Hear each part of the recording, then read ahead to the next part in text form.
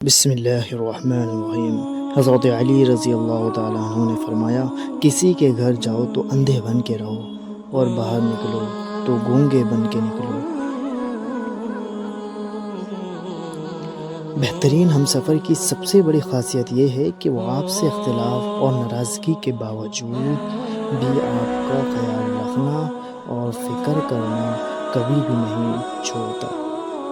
لوگوں کے خوف سے حق کی بات کہنے سے نہ ڈرو، کیونکہ نہ تو کوئی موت کے قریب کر سکتا ہے اور نہ ہی کوئی رزق کو دور کر سکتا ہے، اس لیے حق کی بات ضرور بولو۔ جو شخص اپنی مفلسی اور فقیری کا اظہار کرتا ہے، در حقیقت میں وہ اپنے آپ کو ذلیل کرتا ہے، ذلیل سمجھتا ہے۔ کبھی غم نہ کرنا کہ دنیا آپ کے ساتھ نہیں، بلکہ خوش ہونا کہ دنیا کا مالک آپ کے ساتھ ہے۔ دنیا کا ہونا ساتھ، ہونا نہ ہونا برابر ہے۔ اس سوچ کے ساتھ زندگی میں آگے بڑھو کہ اللہ نے یقیناً بہترین ہی سوچا ہوگا آپ کے بارے میں اور بہترین ہی لکھا ہوگا آپ کے بارے میں۔ 3 لوگ جب آپ کے سامنے بات کر رہے ہوں تو انہیں مت روکو، ایک والدین، دوسرا بچہ اور تیسرا غم زدہ انسان، کیونکہ ان کا دل بول رہا ہوتا ہے۔ وہ جگہ چھوڑ دو جہاں تمہارے احساس، تمہارے الفاظ کی قدر نہ ہو، پھر چاہے وہ کسی کا گھر ہو یا پھر کسی کا دل۔ بہترین رشتہ وہ ہے جو آپ کے عیب جان کر بھی آپ سے تعلق ختم نہ کرے، اور بے شک یہ رشتہ آپ کا اللہ کے سوا کسی سے نہیں ہے۔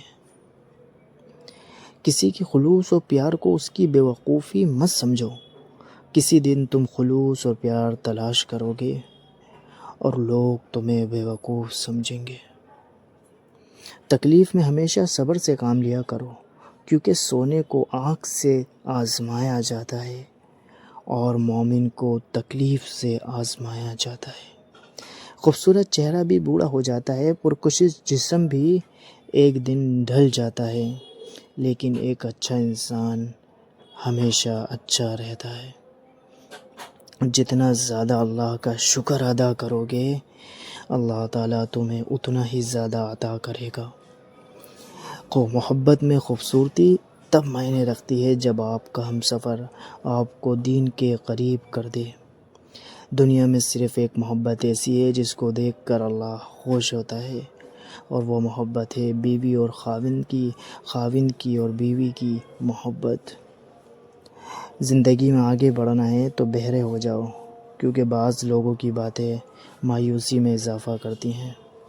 آپ کسی کو بھی 2 چیزوں کے لیے زبردستی مجبور نہیں کر سکتے، ایک محبت، دوسرا عبادت۔